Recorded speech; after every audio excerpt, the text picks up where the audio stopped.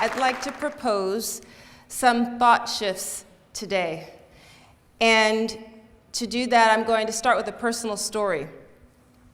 When I was a little girl, my father, who was a big jazz head, would be in the habit of dropping my mom off to a ceramics class that she took. I was about 4 years old at the YWCA in Germantown. He would take us back home in the interim while she was doing her throwing the clay on the wheel. He would give us, me and my sister, our baths, powder us up, and then he'd put on music. Music like the work of Horace Silver, who was formerly with Art Blakey of the Jazz Messengers. And he would hold our hands, and he would just kind of rock us to the music. Sometimes he'd hold us in his lap. And I very quickly realized this was my way of connecting to my dad, because he was in a wonderful space when he was listening to his music. And what I learned from him and from jazz is that these were musicians who were spinning story out of code, and they were really masking complexity behind their sharp suits, their thin ties, their hats cocked to the side. So musicians like Sarah Vaughan, John Coltrane, Billie Holiday, Ella Fitzgerald, Charlie Mingus, one of my father's favorites because he played jazz bass in the service, and of course Count Basie. And I may have arguably been the only 12-year-old little black girl who knew all of the Frank Sinatra catalog by heart, because my father would listen to, I think it was WPEN, every weekend, where they played Frank Sinatra, and he would always remind us, girls, that's Count Basie backing him up. So I knew a lot of Frank Sinatra. But what I didn't realize then was that my father was really introducing me to complexity. And fast forward many years later, I was in the throes of completing a PhD while working full-time. Because I thought, how hard could that be? It's just a big paper at the end. So I decided to do a PhD while working full-time. And my area of work is design management, and I was specifically focused on experience design and service design. I was working with the Ritz-Carlton Hotel. This is a photograph of one of the Ritz-Carlton properties in Cancun, Mexico. And I'm a qualitative researcher, and I was in a very dark place, which is wont to happen when you decide to do a PhD. I didn't know what my theoretical construct was. And my doctoral advisor, Dr. Alison Riepel at the University of Westminster in London, she said, well, you have to find your theoretical construct. What is it? And I didn't know what it was. I was getting really worried. And one afternoon, I was Skyping with Alison, and I was bemoaning my situation.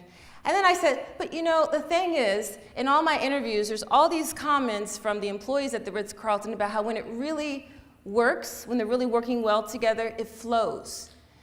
And I said, it just reminds me of jazz, but I don't know what there is to that. It's just something I just keep hearing. And she said, that's your theoretical construct. You're talking about improvisational organizations. I thought, right, what's that?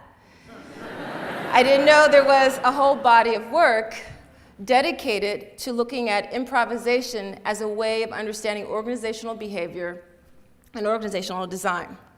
So I went along my merry way of understanding complexity, organizational design, improvisation in organizations, and I happened upon a subfield on jazz improvisation in organizations. And I became very familiar with Mr. Frank Barrett's heuristic.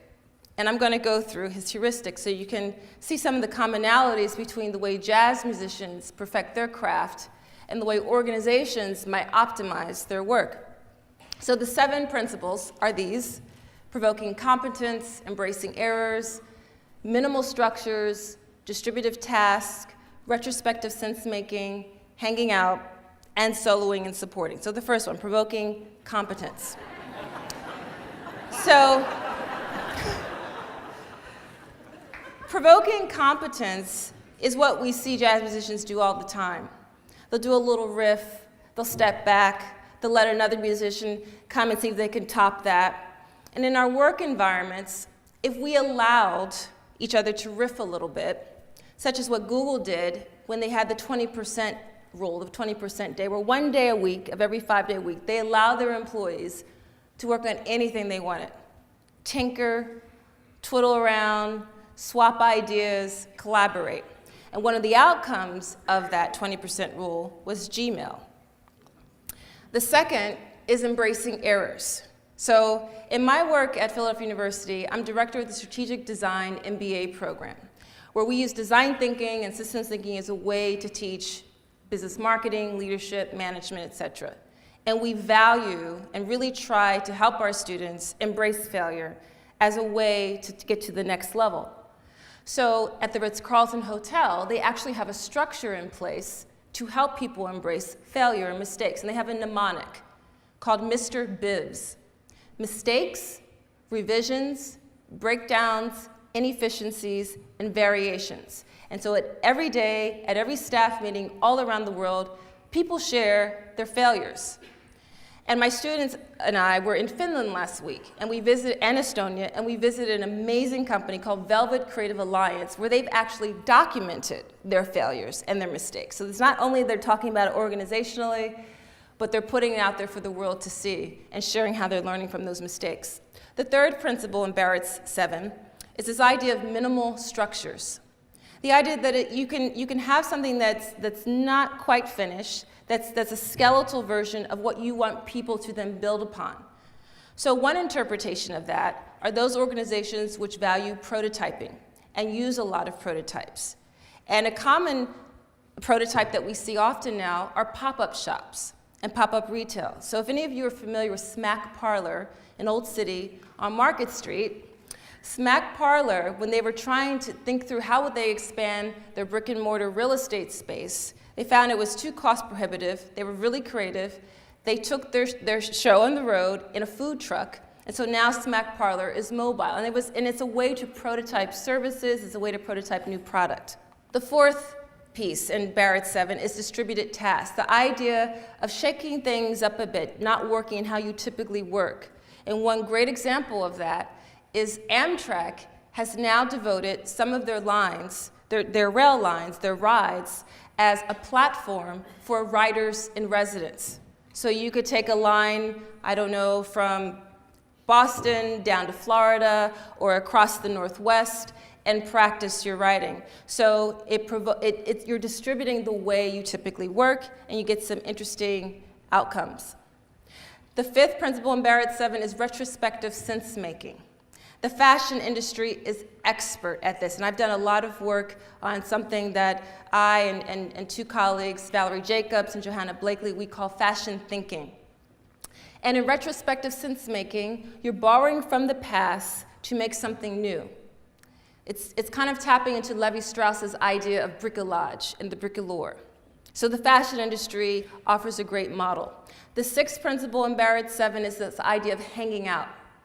So you see artists and jazz musicians doing this all the time. It's the hallway moments, the water cooler moments, where real communities of practice can form. And we actually have some wonderful examples of this in Philadelphia. Urban Outfitters, Vynamic, which some of my graduate students have done some pretty cool research with, as well as Digitas Health. And lastly, the seventh principle of Barrett's 7, I call it Barrett's 7, is this idea of soloing and supporting, this idea of emergent leadership, being able to ebb in and out of your central place on the bandstand and then receding back. So Barrett's 7 really grounded me in understanding that improv has rules. It's not just this free-for-all. It's actually, what I later learned, a chaotic system. It's a chaotic structure. So what's a chaord? It's a word that a gentleman named D. Hock made up, and it's this wonderful integration of chaos and order, of randomness and structure. It's not anarchy, and it's not control. It's this wonderful sweet spot where there's flow. So this is D. Hock. D. Hock was the founder of Visa International, the credit card company. And when he was tasked with the job of starting Visa International, he thought, how am I going to do this? In nature, all around us, we don't see linear hierarchical structures. In the Amazon jungle, if The jungle doesn't tell a sprout to sprout. The sprouts just pop up and seed. They're self-organizing. In a tree, which are holonic systems, there are offshoots that are self-organizing and adaptive, and they're not linear. And even the way our bodies heal, the way the brain works, the way our immune system works. One organ in our body cannot exist without the other. So a chaotic system, according to D. Hock, is an adaptive, self-organizing, nonlinear system. It's jazz. And it's an idea that I think we have a lot to learn from. And D. Hock has also said that the best organizations are ones that you're not even aware of existing because they're flowing so well. So in immersing myself in this work about chaotic systems thinking, I realized that it was very linked into creativity. Creativity is actually very aligned with chaotic systems. And that's another part of my background. So my mom, who's in the audience today,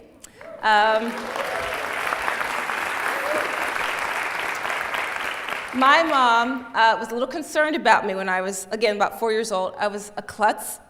She was where I didn't have a sense of spatial relations, and she put me in a dance class. But the joke, of course, among most dancers is that if it's not choreographed, people are tripping all over each other. But dance was my foray into creativity, and it was one of the things that helped me understand there's really nothing sexy or adorable about creativity. Creativity requires an incredible amount of discipline. It's tedious, it's sweaty, it's gritty, and it's hard. It's often solitary, and you're banking on some big ideas that you hope will take off. So one of my favorite modern dancers is Twyla Tharp, dancer choreographer. She has a wonderful book, which I highly recommend, called The Creative Habit. And in her book, one of the things she points out is this statement, that before you can think out of the box, you have to start with the box. Creativity has rules. And you need those rules and those boundaries so that you can rebound out of them. Again, this idea of a chaotic system and structure. And Twyla Tharp has also talked about the fact that creativity is an act of defiance. So that got me to think about how in our work environments, in corporations today, we say that we want to be defiant. Companies say they want to be disruptive, right? They want to be innovative. And yet they treat creativity as this kind of foo-foo, fluffy add-on, something you slap on at the end of a process. And I really admired the work of scholars Colin Fisher and Teresa Amabile, who have talked about the distinctions between cognitive creativity and improvisational creativity. What I'm finding is that organizations, companies, in our work environments, we aren't taking creativity seriously enough.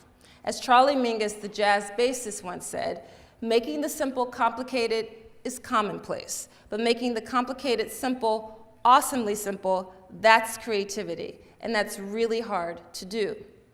So in our VUCA world, our world which is volatile, uncertain, complex, and ambiguous, we need more creative structures, more chaotic structures to allow us to navigate that. So here's a question for us to think about. What if creativity wasn't left in the workshop or in the studio?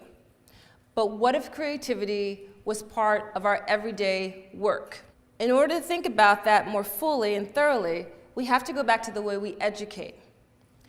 And for a lot of us, this is the memory of the physical environment of how we started out in a school environment. Very structured, very orderly, learning to stay in line. And then we graduate people from that environment into this environment, into more boxes. And we still ask people to think outside the box, but we put them in boxes. And we've trained ourselves to be in boxes. Well, as I've mentioned, I'm a professor at Philadelphia University. Philadelphia University was formerly the Philadelphia College of Textiles and Science. This is actually a photograph of students at the Philadelphia College of Textiles and Science in 1905 in a spinning lab studio. And one of the things that I think is remarkable about this photograph, and a lot of the photographs about how students at the old textiles learned, was very kinesthetic learning. People were up and active and engaged and touching and feeling. So a lot of what we've done at Philadelphia University is to tap into that legacy. So in the Strategic Design MBA program, for example, this is an MBA environment where we're constantly up and at the whiteboard. We're testing ideas, trying to encourage everybody to understand this statement, that if you don't make mistakes, you aren't really trying. You're supposed to make mistakes. This is the time and space to make mistakes. So hopefully our Strategic Design MBA students will graduate and contribute to new work environments. About a dozen of these graduate students and I were in Finland and Estonia last week, as I mentioned. And it was an incredible trip because we were working with some students at Aalto University in Helsinki on a project around the future of work. And John New from the Hub accompanied us because he was really interested in how other people around the world were thinking through this issue.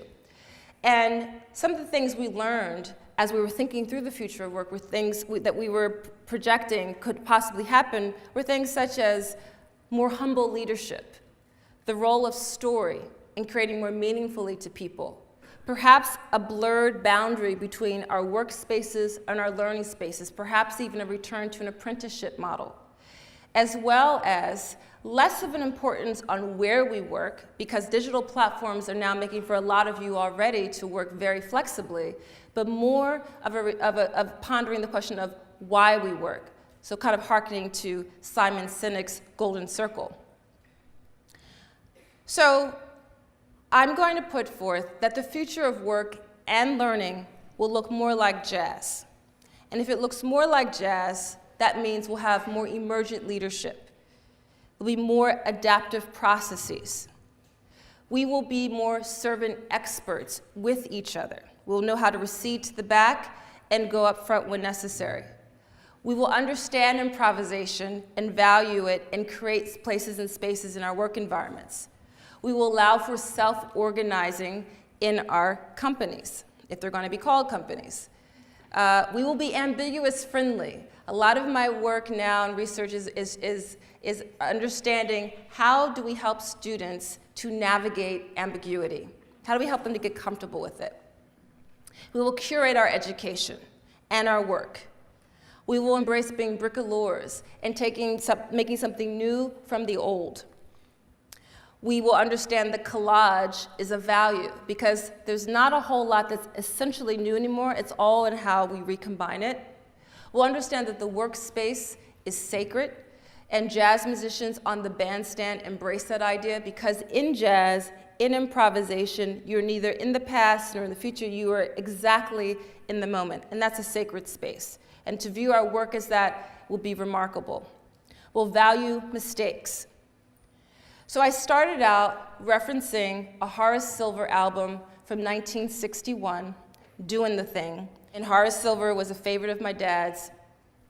And I'm going to end with a reference to an album he recorded 4 years later called Song for My Father in 1965. So in a lot of ways, this reflection has been for me a song from my father, who introduced me unknowingly at the time to complexity, something that I've tapped into and come full circle to.